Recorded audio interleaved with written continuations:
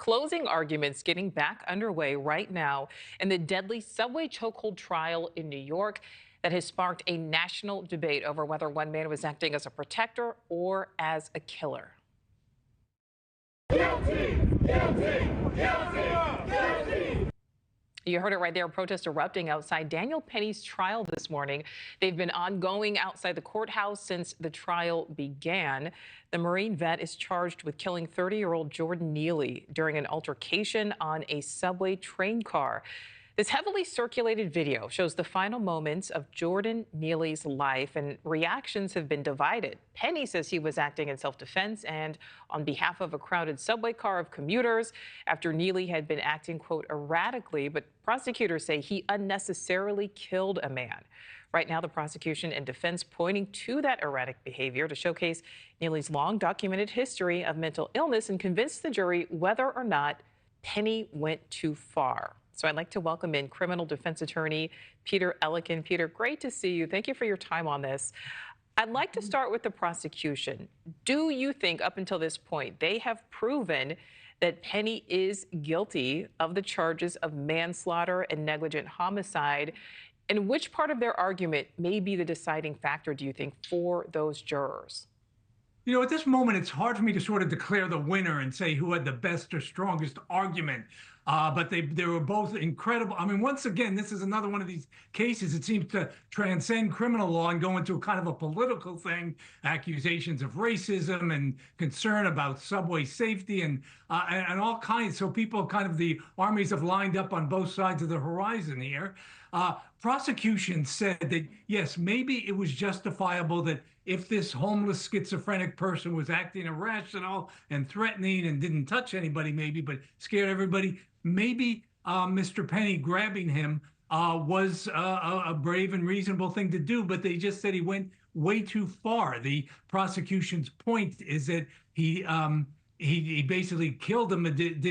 They had an his superior officer, I think when he was a Marine, said that he actually taught him how to do a chokehold, and he did it all wrong here. And even after the train stopped and people were let off, so people weren't stuck in there or whatever, he still continued to hold on in this chokehold after Mr. Neely had gone limp, and some people were asking him to please stop, get off, you don't have to do this anymore, until he was dead. And so that's the prosecution's side of it.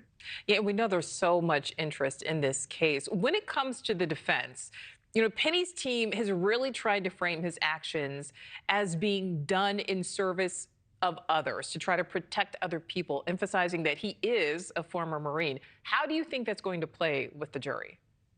Well, the issue is, as I said, both sides kind of say, yeah, initially he might have done it for the best, most altruistic reasons to protect other people in case this person was going to be dangerous and hurt someone. But again, the question is, did he go too far in actually killing him? Could he have simply held him somehow and not actually wound up killing him? Now, the defense is going to say that they actually brought in an expert to counter the prosecution's expert who said absolutely died from the chokehold.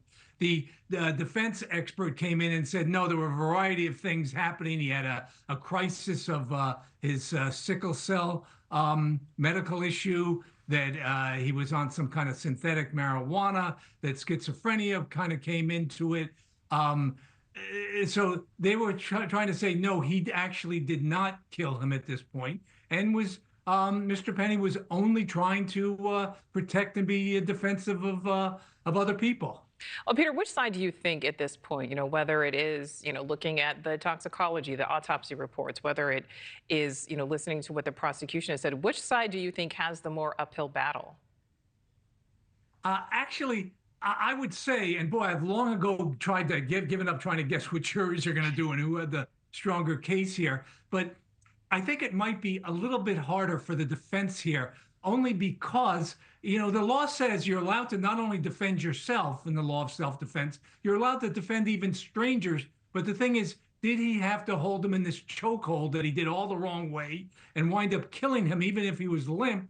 And so that's going to be a bit of a difficult thing to overcome. And we've heard the defense's arguments. They kind of have an answer for everything. But I think defense is going to have a little bit more trouble that this was at least some kind of negligent homicide, even though it may have started out for the Dan Penny's intentions were the absolute best of intentions starting out. They said you didn't need to kill the guy if you thought he was a little scary and you were trying to protect other people from what he could potentially be doing.